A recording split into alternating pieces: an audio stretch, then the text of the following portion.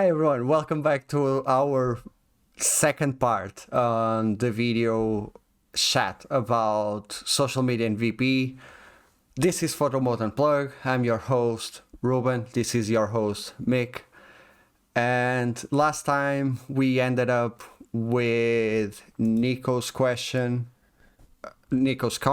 Here's the topic, alternative apps. What would you guys recommend? And my answer was, recommend is such a strong word. I mean, that gives an insight into maybe what some of your thoughts about. So what do we mean, first of all, when he's saying there alternative apps? What are we talking about there? So, for the most part, we have been talking about Twitter and Instagram. We give some slight mention to TikTok. But let's talk about any other apps than Twitter and Instagram. Okay, so I think there's two parts to that. I'm not sure which side of it the question's aimed at, but there's two definite parts to this. The first one that we'll go with then is just general other social medias. So Twitter and Instagram, as we've already said, have been kind of where virtual photography developed, certainly as the pastime and the sort of fun element of it. But there's lots of other social media platforms, some that are just totally not suited for it. I do see a little bit on Facebook. So I deleted Facebook from my phone after I got called by some Polish investment guy, and they said, I was like, I'm not interested, but just out of curiosity, where did you get my number from? And he turned from being quite nice to being a really foul-mouthed, abusive guy who basically told me that if I'm going to put my phone number on Facebook, then expect us to take it and use it. And I was like, Whoa. Funnily enough, my phone number wasn't even on Facebook, so that was the sign then, obviously, that the app on the phone was getting it and just selling this data. So I removed it from them. I don't have it for quite a while too. I still have a Facebook because friends and family, but exactly. So it seems to be like the only it's like the only thing that my dad knows how to use, so he messages me. I use it for that, and I use it for the marketplace to buy stuff, and that's about it. I never actually use the marketplace, but it is available on Instagram right now. So okay, but I do see a few people post on Facebook, and I just think it doesn't really work there because you're kind of only reaching your friends and family, and they're not necessarily interested. Cynthia, when she was on OSnap, she actually has a big Facebook group dedicated to VP with people from all over the world. So like the communities on Twitter, there is that on Facebook, and you can share. I have to be honest, I stopped sharing that because I don't feel comfortable with sharing VP and someone just clicking on my profile and seeing my personal stuff. Yeah. So okay, fair enough. So it's just not something that I actually did set up a page. You know, you can have like a brand page, and I did have a Fourth Focus page, and I'd never used it, so it still exists, but I've just hidden it. So it's kind of just there, but it's private at the minute. And to be honest, I don't feel any motivation to bring it back. So a different one. One that we actually are connected. LinkedIn. I never seen anyone. So I actually posted on LinkedIn when I got to partner with Ubisoft and Crystal Dynamics, and last year on Lisbon Games Week.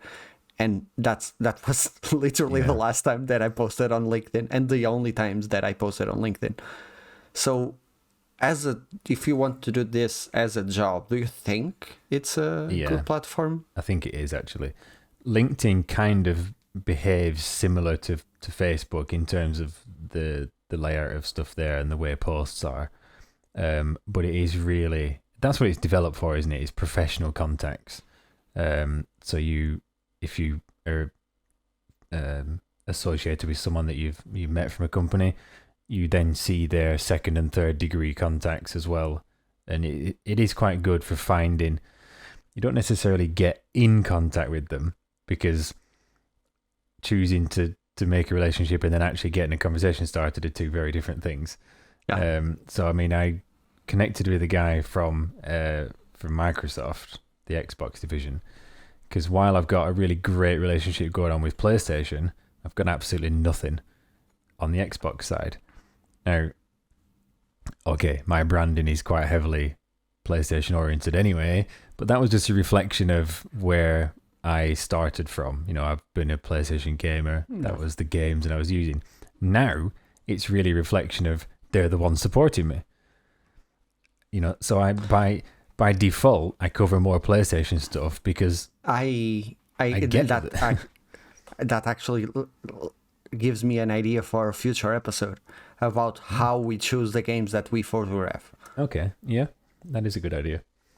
I think this is a trend. Every episode has had an idea for a future episode.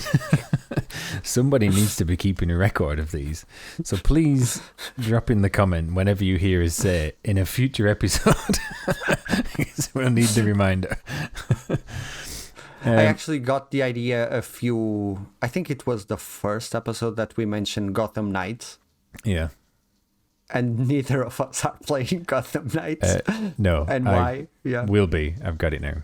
So, but by the time this goes out, because this is part 2, but we're recording it on the same day as part 1. Shock. Technically, this gives us 1 week free of recording. So it does. Thank you. Yeah. Or we can get ahead of the next one. But yeah, by the time this goes out, I hopefully will have found time to play it, because the Photomode looks really quite good. Yeah. And I particularly wanted, I sort of left it because I didn't think I was going to have time for it. Now that God of War doesn't have a Photomode, so I've done that kind of review with it. Did you like my undiscovered elements? Yeah. That's another reason I want it to just wait now. My window for God of War to write it has passed, because now I need to finish off the Red Bull thing and get on the awards. So I don't really... And since you have the awards, you actually have to play quite a few games with Photomodes. Well, that's why I'm changing things up a little bit. But it does help, but it's not all on me to pick the nominees anyway. That's where the community accounts are. This is another advantage of social media, is that I've got these other communities to lean on. And we can have, help, essentially, from other interested parties.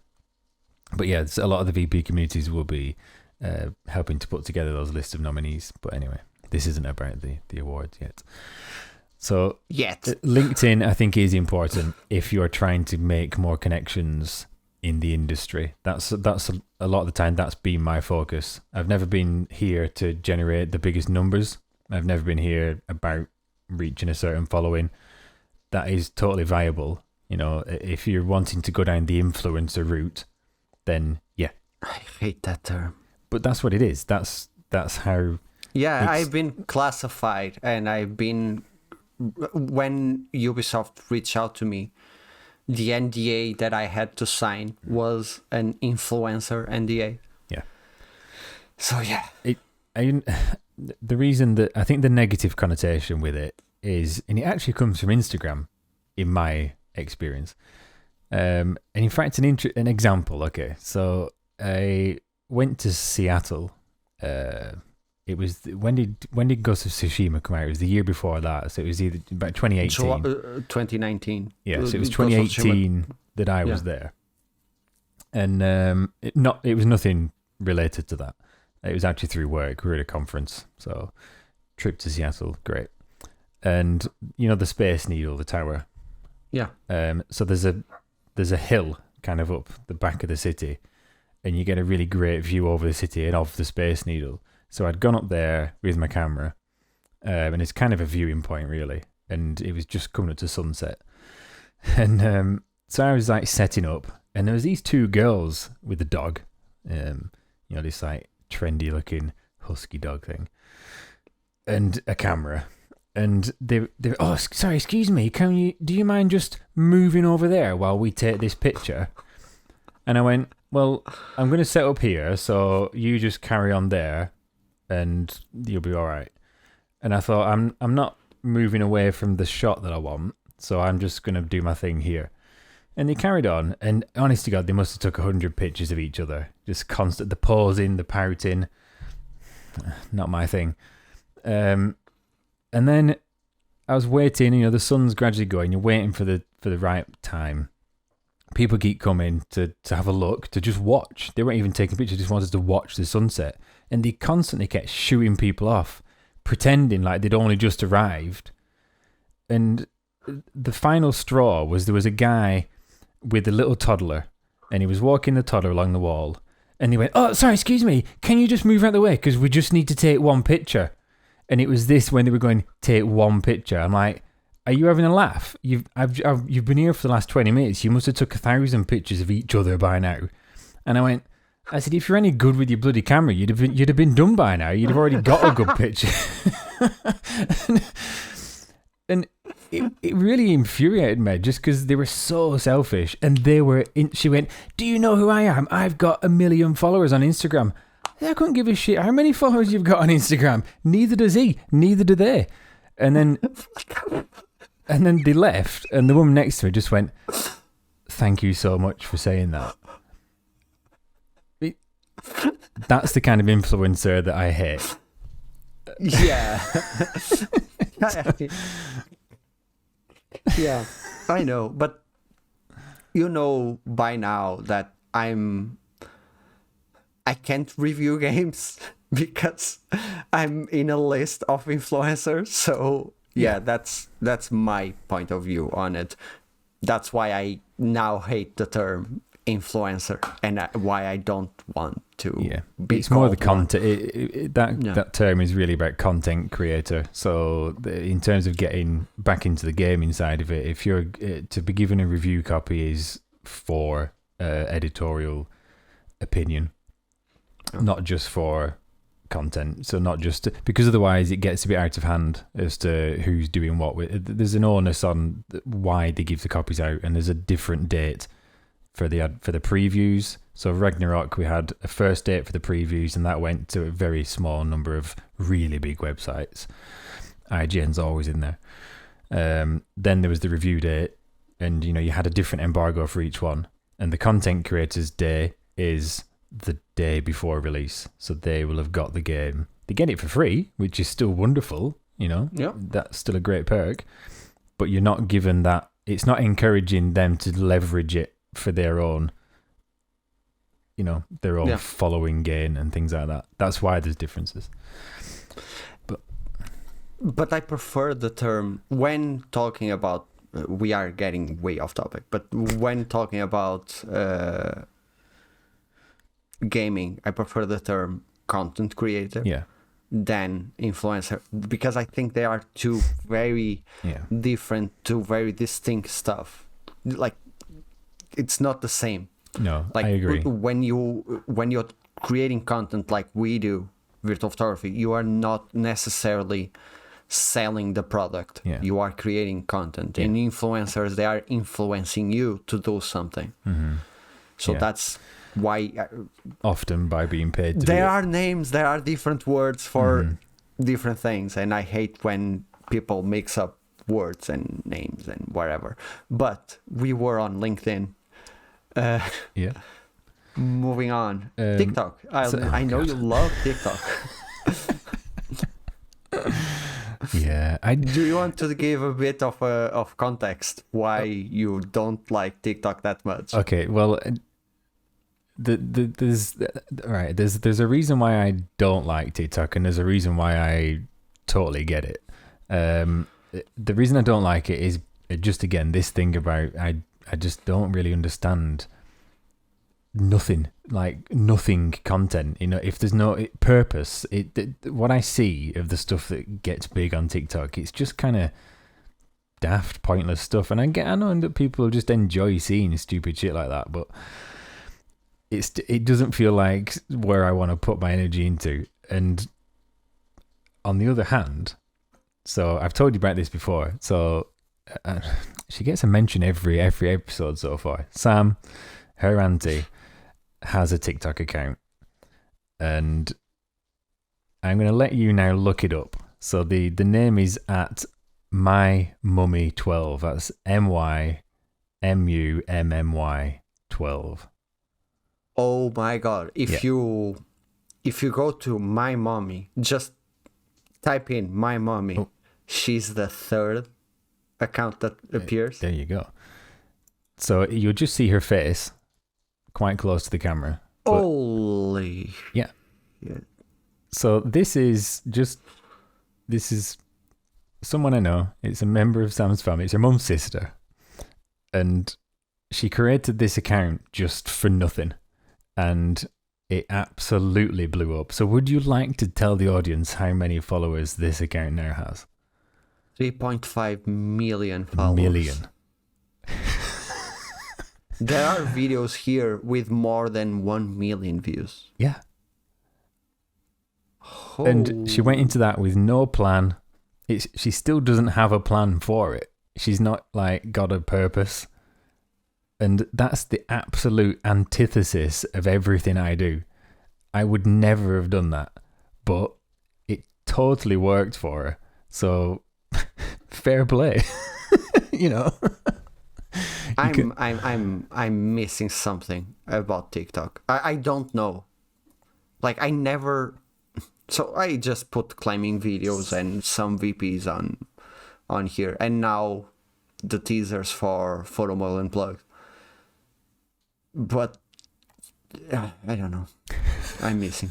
I don't know. I don't understand the algorithm of TikTok. Yeah, well, she started that when it was quite new. So I think part of it is right place, right time. She definitely couldn't tell you how it happened. I can't tell you how many of my friends and family told me you should be on TikTok when TikTok started to blow up during the pandemic, during all the lockdowns. They told, I said, no, it's not for me. Yeah. And now I just want to travel back in time and punch myself in the face. Yeah, hindsight. But then again, it might not, you're judging that on just seeing the ones that are massive. What you don't see, and that happens on Twitter as well, is that people only see a small number of accounts and they think, oh, they're always getting such a thing. But that's just because they're the few that benefit from it. So you, by definition, see it more. You don't see how many post pictures and get absolutely nothing. You don't see how many people have made a TikTok account that went nowhere. Do you know what I mean? And they still try to do it today. They keep going on and on and on, and they still, I know. It's not a guaranteed success. Just to say, if I'd done it then I would have had so many millions. It's unlikely, but there is actually a VP with, I think, 1 million followers right now on TikTok. On TikTok, let me look it up. So I think it's quite well monetized as well. Actually, I was on the train. You know what? It was when I was going to Liverpool. So in part 1 of this episode, I mentioned the trip to Liverpool where I met Phil and saw the wipeout car. And there was a group of lads there. They were on a stag do. I'm presuming they were on a stag do because they were drinking cans of brown ale at 10 o'clock in the morning. So I think they were on their way out. But one of them was quite proudly telling first of all, he showed them his phone and he went, look at my, how much I've spent on whatever it was, like Bet365, gambling site. And he'd spent something like £35,000 in the last 12 months. And they're like, what? But yeah, he's like, well, I just put out betting tips. So like horse betting and football betting and stuff like that on his TikTok channel. And he gets, I don't know what his figures were, but basically he's now earning a living off just putting out these betting tips on TikTok. Okay, so my mistake. It's not over 1 million followers. It's actually over 1 million likes on their posts, and some of the videos got like 11k, 12k, 74k views. There is one video, of course, of Tsushima that got over 500,000 views. Oh. And they right now have 37,000 followers. Is Antivia, and they are on Twitter as well. So there's going to be 2 reactions to this. Well, there might be 3 reactions, because there's the one who just is saying, "So what? I don't care." But I'm talking about people that actually got connections with the devs through TikTok. Okay. So with somehow I've seen some getting Gotham Knights earlier in order to create content. Well, this is what I was going to get onto with there's different ways to react to it. So some people, in its human nature, might see that kind of doing well and be envious, jealous of it, and just think, and they want to sort of just take it away from me because I don't want to see it. But I always think that's the wrong approach. For me, no matter how, it's beneficial for everybody to see others do well, because if someone is out there and they can reach 1 million people with this art form, that's 1 million more people who might be interested in what everyone else is doing.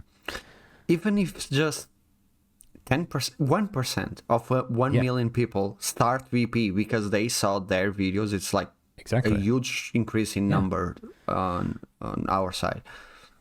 And the more people that do this, the more beneficial it is for everyone. Yeah, because like we said last time, the industry sees it as a kind of a free marketing tool, and it's a really wonderful engagement for their fans and supporters. You know, it's another branch like cosplay, fan art.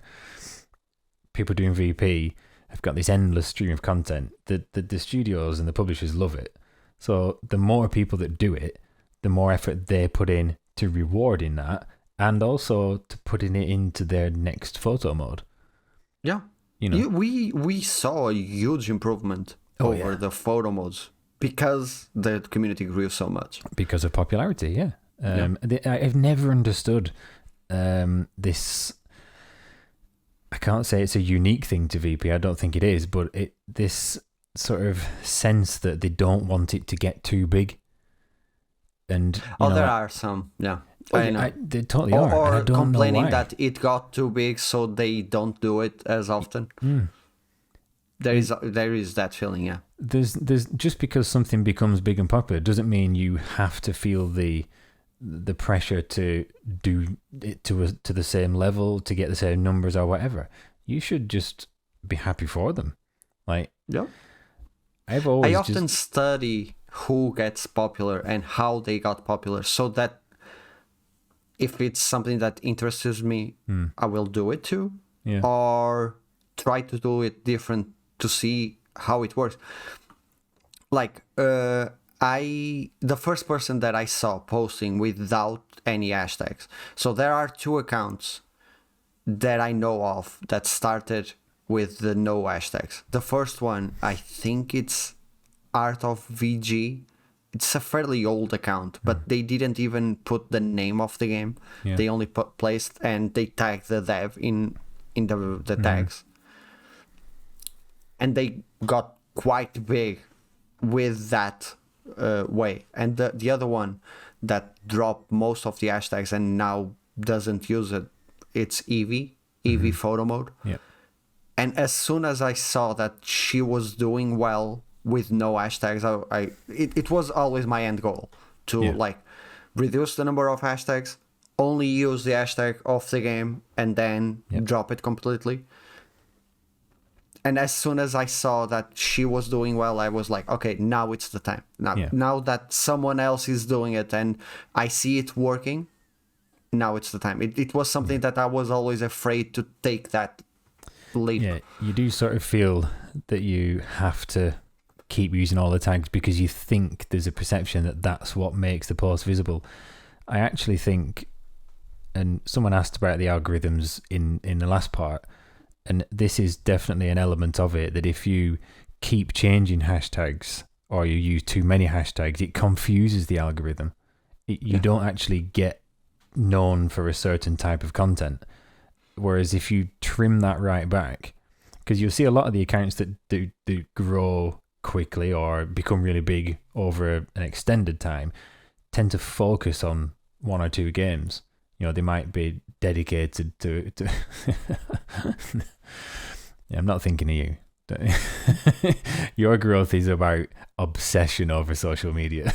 Yeah.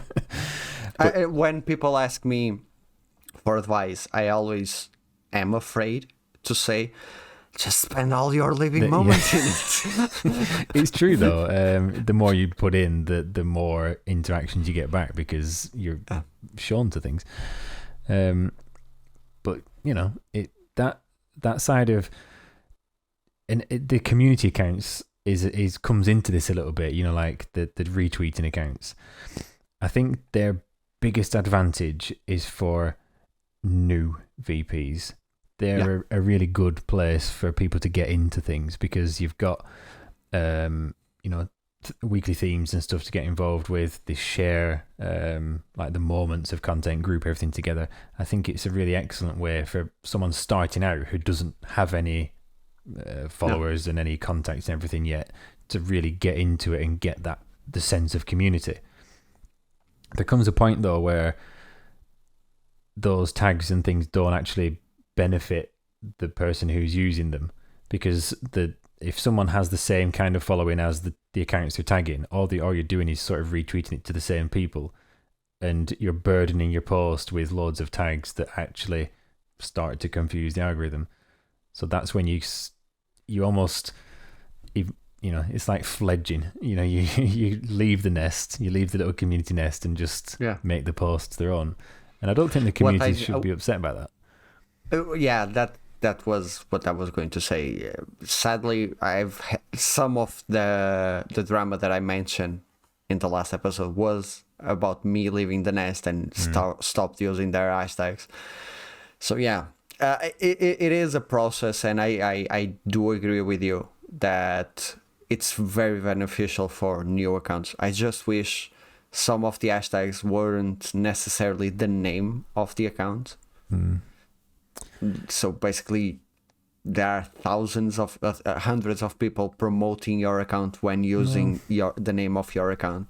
Yeah, I quite like the Photomode Monday hashtag because it now belongs. I know who created it and who runs it now, but it kind of became an hashtag for the community. Yeah. Instead of connected with a single. I know what you mean. Yeah.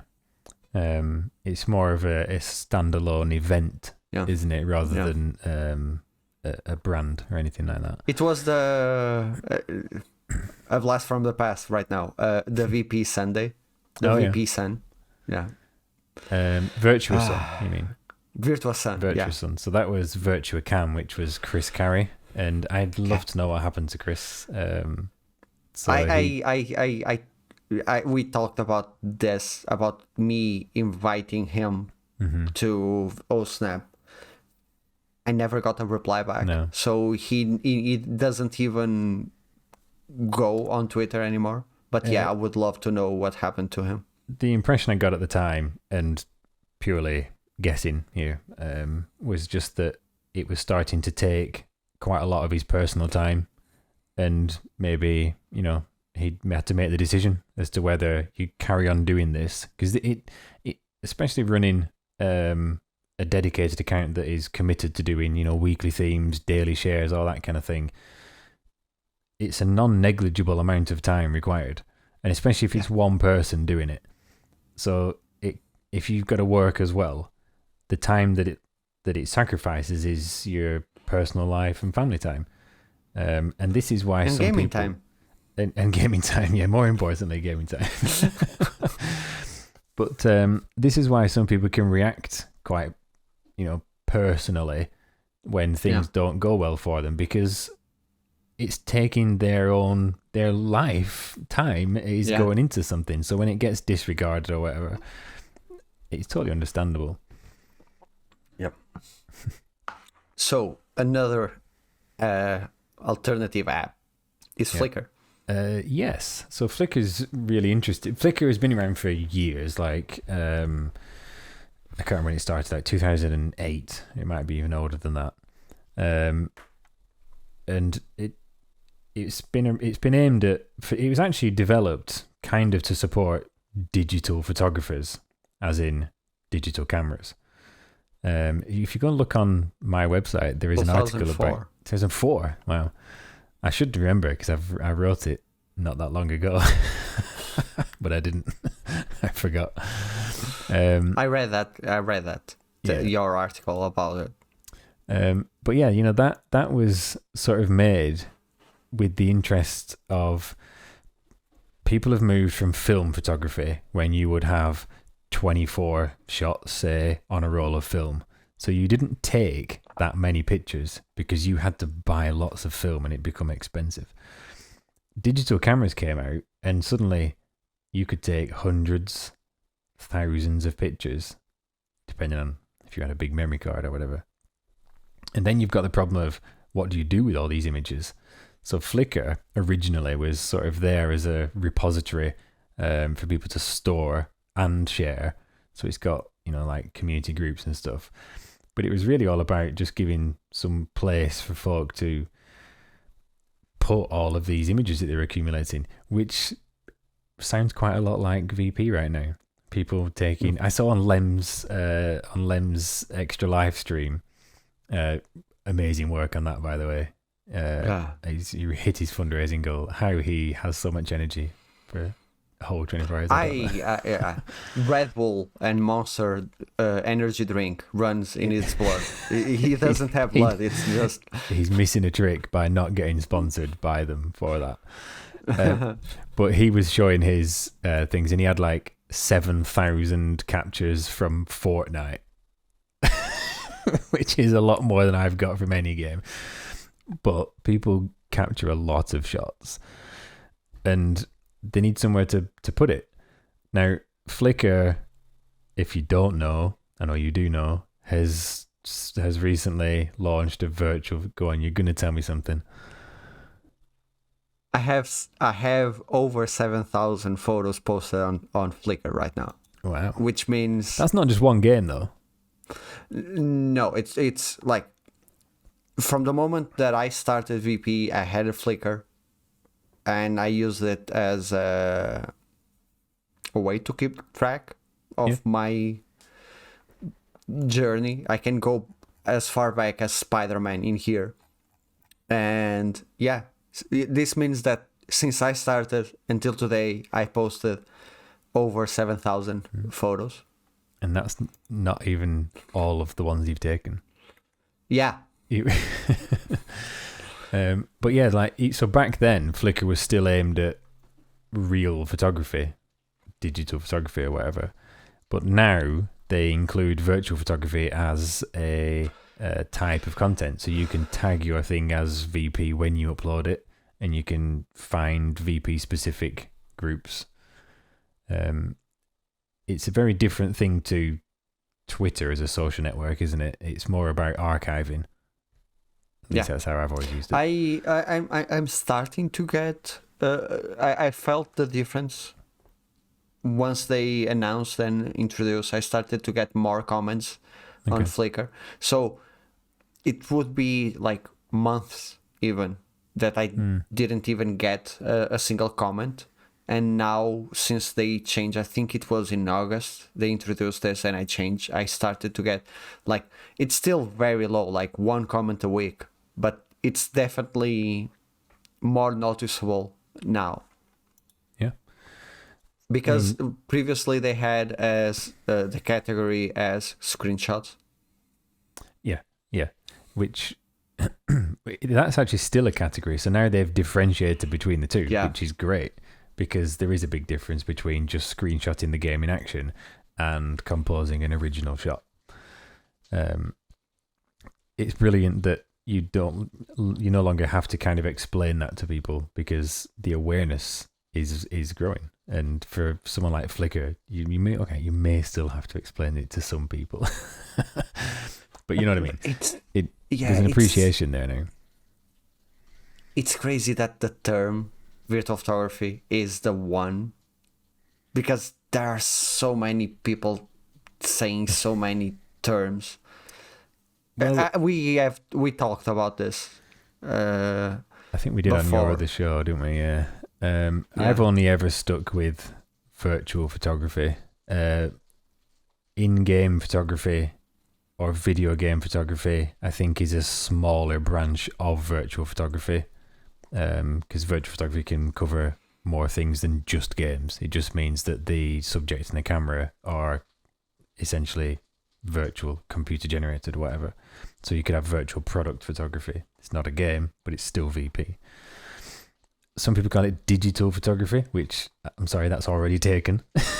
Stop using that, because that just means that you weren't aware that there was a change from film to digital. So go get a history lesson. I had to explain that recently. Other than Flickr, I think we covered the no, Discord. The older one. Discord isn't. Discord. Do you count Discord as a social media platform? Yeah. Well, yeah, because that's like saying WhatsApp and they're communication Messenger, platforms, aren't they? They are communication platforms. The thing is, so Discord was that. It was made for sort of team chat type things, wasn't it? But now they're all about either branded, like the Santa Monica Discord that you're on, or interest based, and they are essentially a place for people to go for a shared interest. I get that.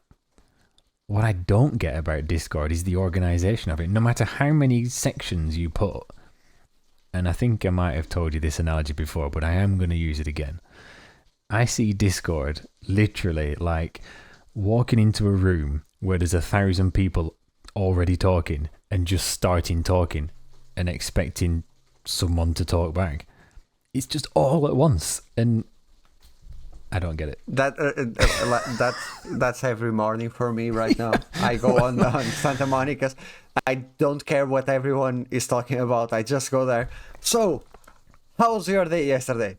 Yeah. And hope that someone replies back. So yeah, I feel that pain. And I when I started out, I was a big user of the Gametographers Discord. I even became a moderator there for a while, and it can work. It can work. I think it works with a small enough group. Yeah, that's the someone during one of my streams suggested a Discord for this show, Photomode Unplugged, and I think it can work if you want to build a community. So I work at Patreon, and I can see that many creators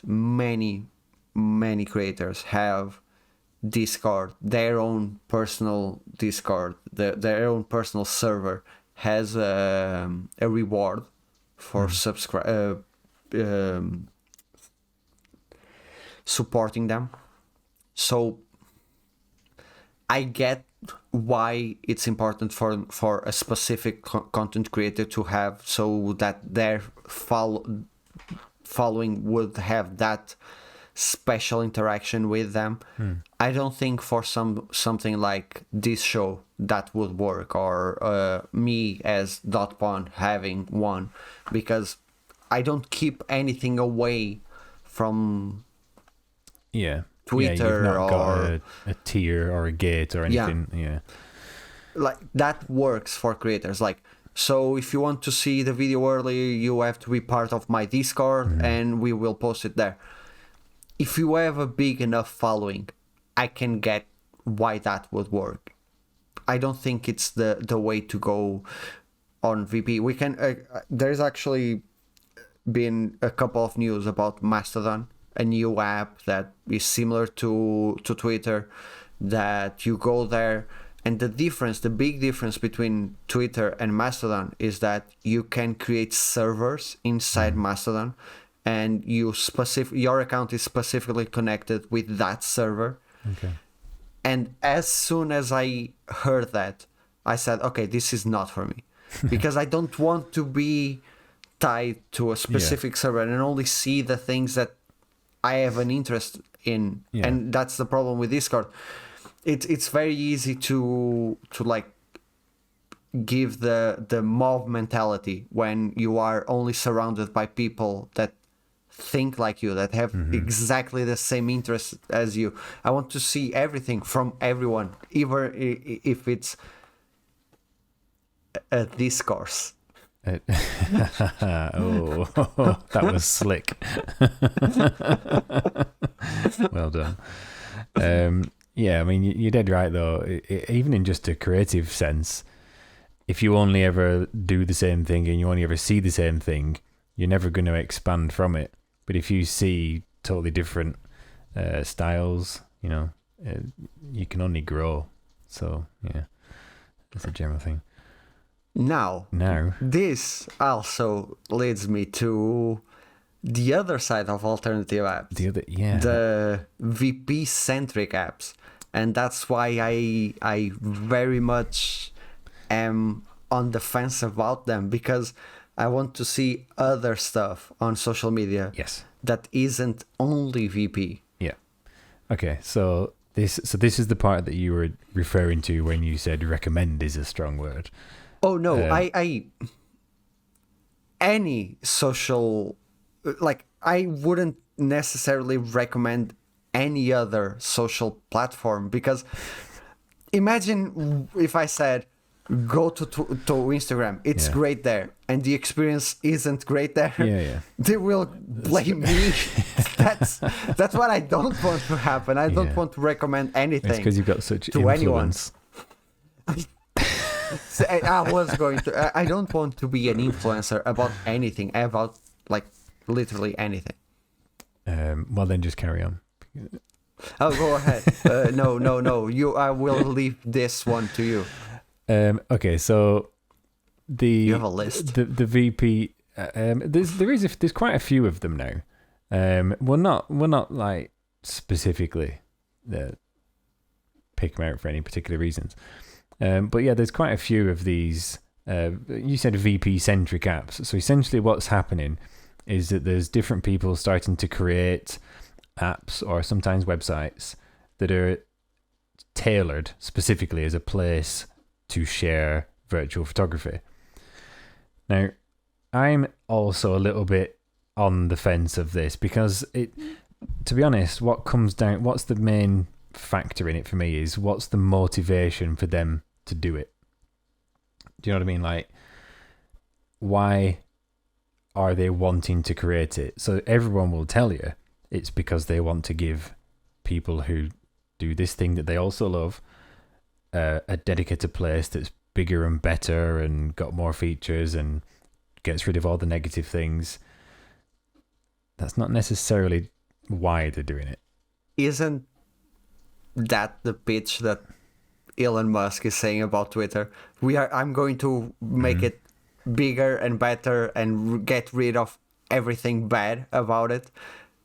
Like, when someone... And then charge you for a tick.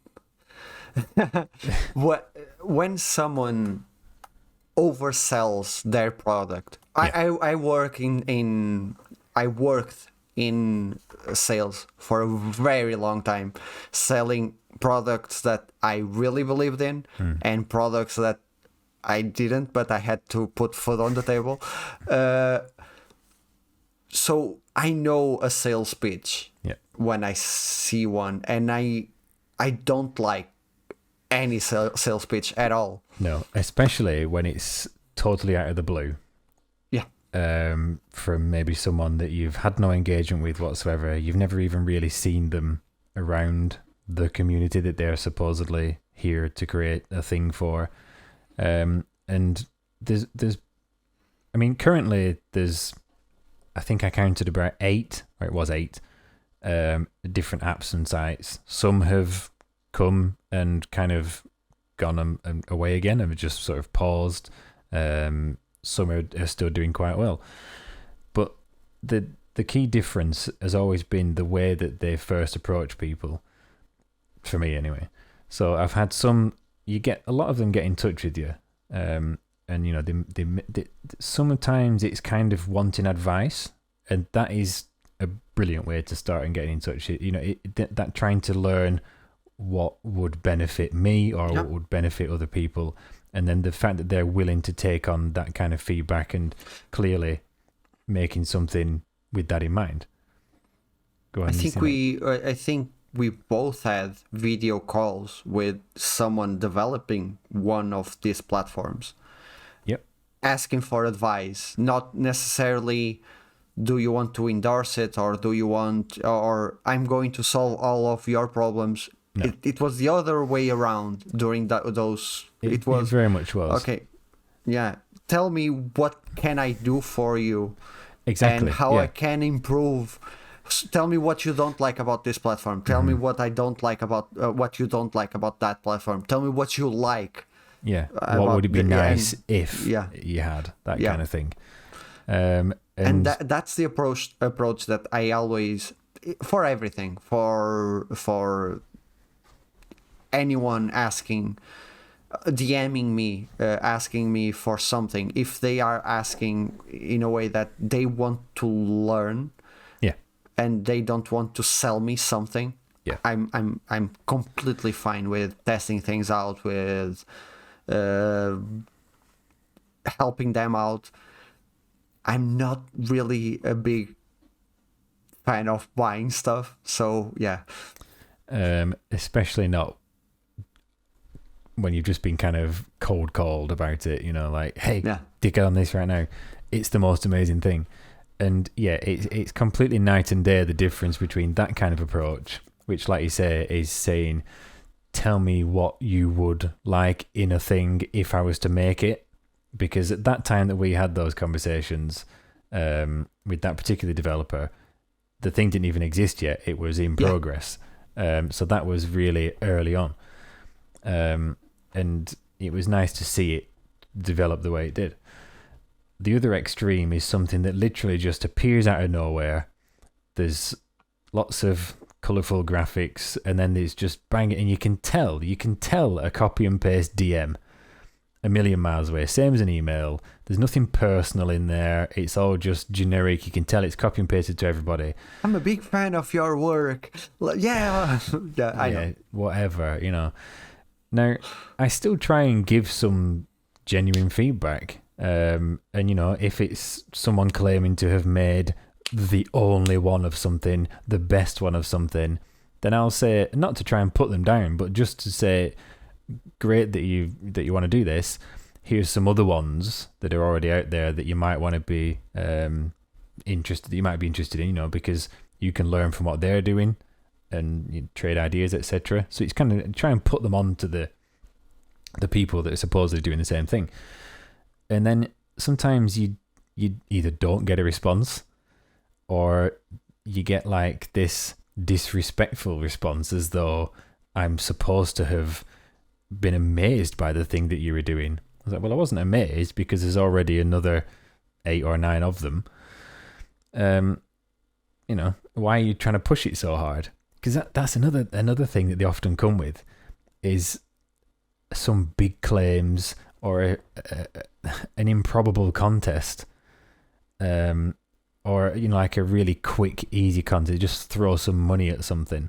And that to me always just smells of, we're here to take advantage of popular interest right now. So we want to do the quickest possible way to get people on this app, whether it's for advertising revenue or so that they can build the app to a certain subscriber list and then sell it. There's definitely been some that was That's what I think has happened. It's been sold. Suddenly the branding changes, and then nothing happens with it. You just think, why the shift? Yeah. We both tried the giveaway route to improve our numbers, so we can see how we can spot when someone is doing the same. Yeah, it's an attempted quick fix. It's not good.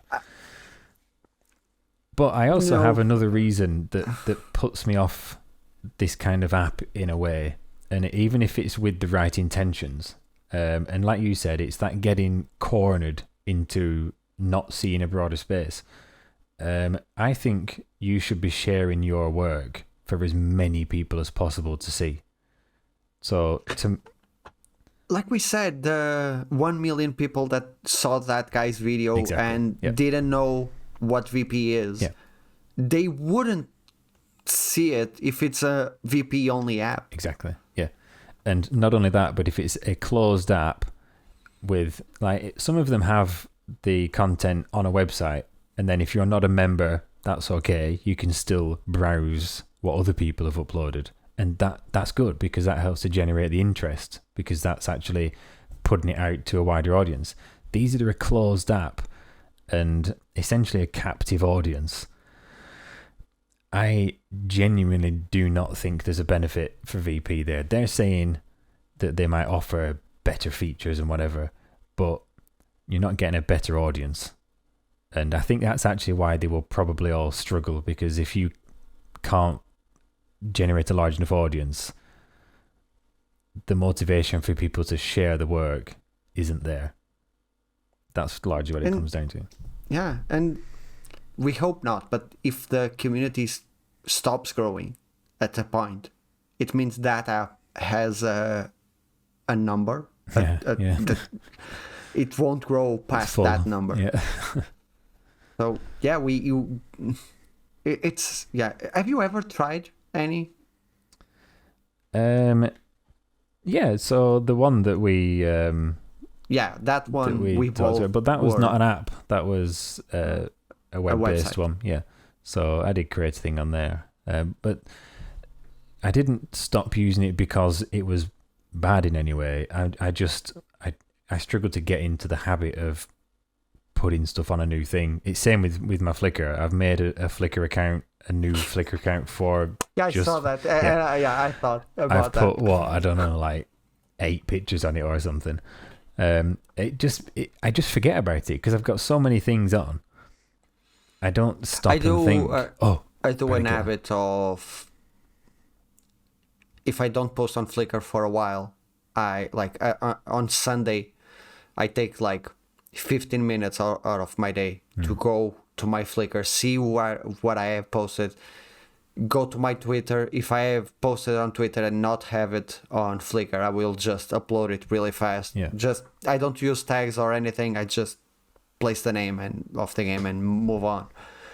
That's my way. And with one comment on that thread, we spent an hour talking about alternative apps. It's almost become a whole. It has become a whole episode. Yeah. So I was just looking back at the questions now. So we'll just skip over some of them.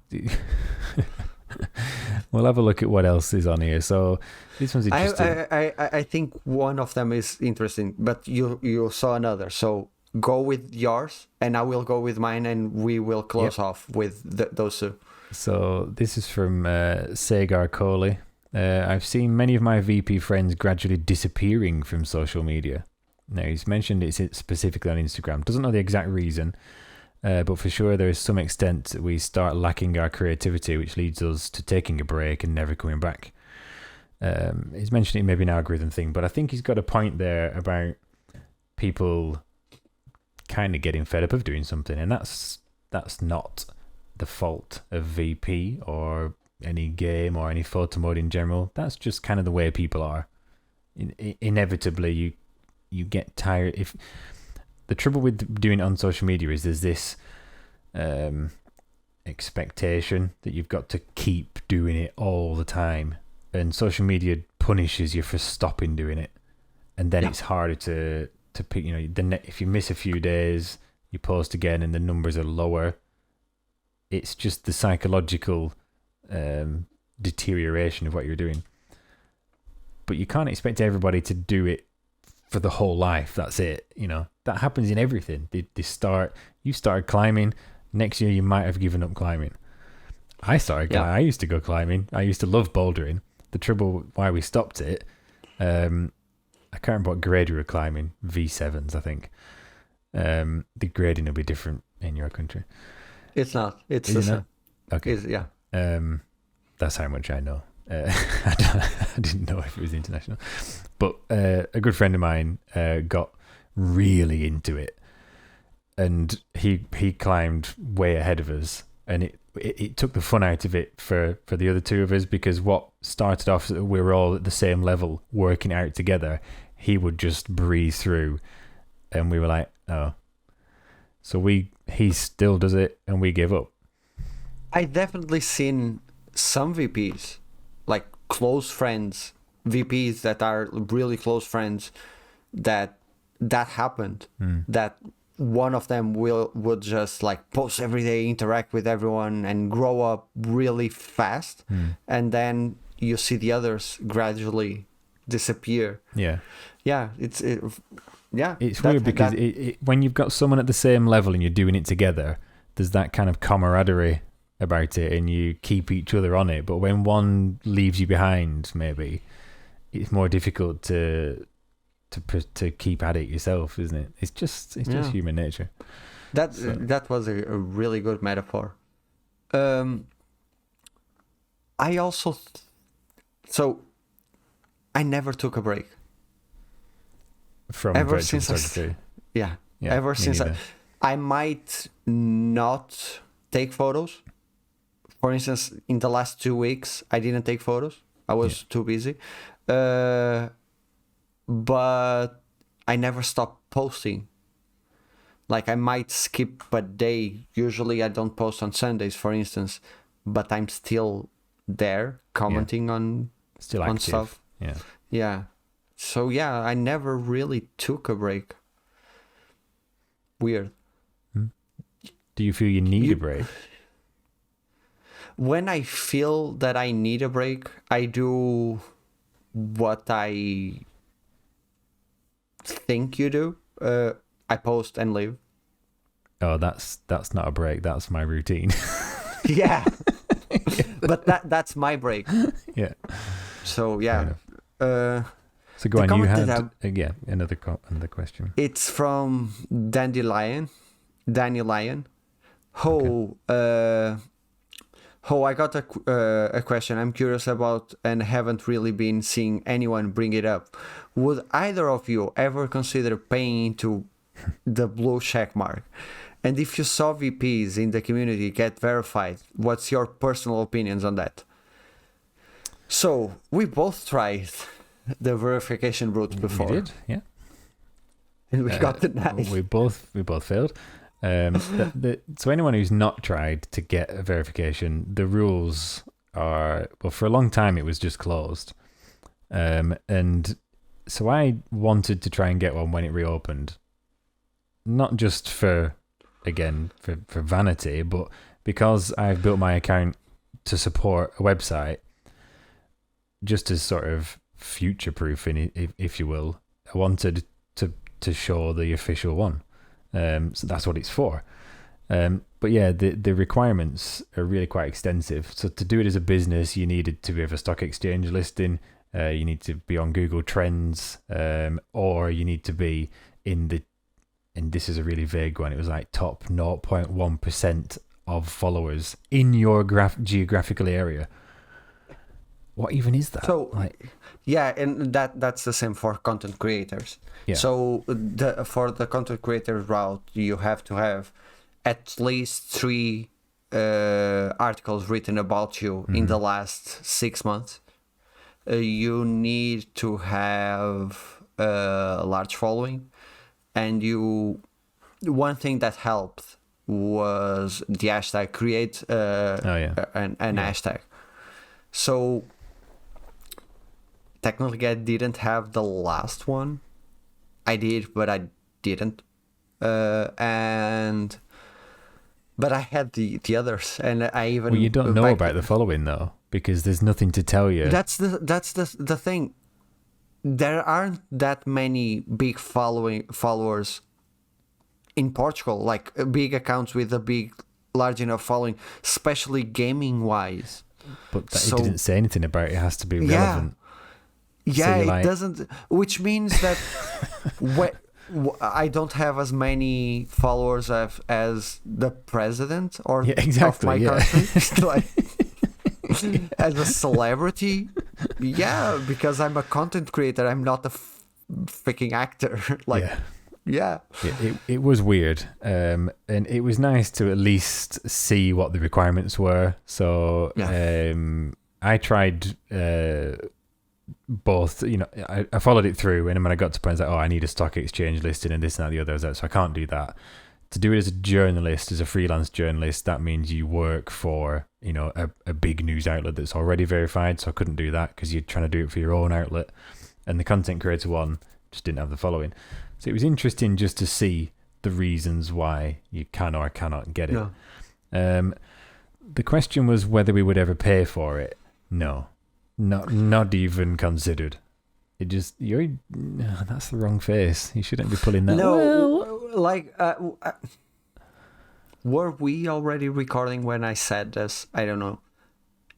Depends on it's not about the tick. It's not about the blue tick. But for instance, if the edit button was behind that paywall, it depends on the features that you have. And something that it was spoken out of Elon Musk's mouth is, if you are replying to one post, your comment will be farther down if you are not verified, if you don't pay. So basically the algorithm on replies, at least, would be against you. Let's pretend that PlayStation comes out with a post about God of War, and I make a comment about it. No one would see my comment. They would see every verified account before me. So at face value, no, I think it's a stupid idea and I wouldn't pay for it. But if it's a paid subscription model, it depends on the features that it would. It's not about pretending to be a celebrity. It's not about pretending to be important. It's about the features that the website will give to me. For instance, one of the things that it was mentioned is the ability to make longer videos. So technically, if we paid, or in theory, we could maybe upload the full episode of Photomode Unplugged on Twitter. So those kinds of features, it's what interests me. When I tried to get verified, it was for professional reasons. So I don't want to be considered an influencer, but I would very much like to be considered a content creator, or maybe to a community creator. I don't know if that's even a thing, but it would benefit me in a professional capacity. That's why I wanted to get verified before it was a paid thing. I understand what you're saying about it being about features, but if that was the case, it has to be not called verified, because that's not verification. He is not calling verified. He's calling it blue. The problem is that it's the symbol. The symbol is the same. Okay, well, that's what shouldn't happen. Is you don't replace the one that has a distinct purpose, because the whole point of verification is to prove that this is the authentic account for that, and to stop. As soon as you allow people to pay to get the tick, then there's all manner of impersonations going to be going on, and hopefully they all impersonate Elon Musk with a tick. So I think it was Daniel Radcliffe that was suspended for impersonating Elon Musk. I mean, I hope everybody does it. Would you pay for those features is a totally different question, because that's like just paying for a premium account. Spotify. Exactly. That's a totally different question. I probably wouldn't pay to appear higher up in a reply list. I can understand that, the importance of it, but that would just piss me off as to why you're trying to charge for that, because just even basic freedom of speech should go against that. He's not a big fan of that. He's a tool. Like the one, SpaceX does some really good stuff. Tesla, I'm not big on electric cars, so whatever. I did enjoy the sending a car into space as a thing of interest. A colossal waste of money and resources and whatever, but I thought it was interesting. It certainly drew a lot of attention. But who knows? Anyway, let's leave Elon and his tweets. No. Yeah, I have one more from Elon that actually might answer Big CJ Smoke question about what would happen if it shut down. shut down, because there is rumors that he is planning on keeping the whole of Twitter behind a paywall. So that's basically shutting down Twitter. Yeah. Yeah. So Elon is certainly a figure. It's a good hypothetical question. So the rest of it goes on to say, what impact would closing a big social media have, and where should VP artists on Twitter go to? I think that would, by default, be they just sort of migrate to the other large existing ones. In a way, it would probably depend on where the things like the studios and the publishers go. The majority, because it's like if you want to make something, let's say eBay. If you want to make another selling website, doesn't matter how good you make it, if there's nobody there to buy the things you put for sale, nobody will use it. And they all go back to eBay because everybody's there buying the things. And it's self-fulfilling. You can never get rid of it.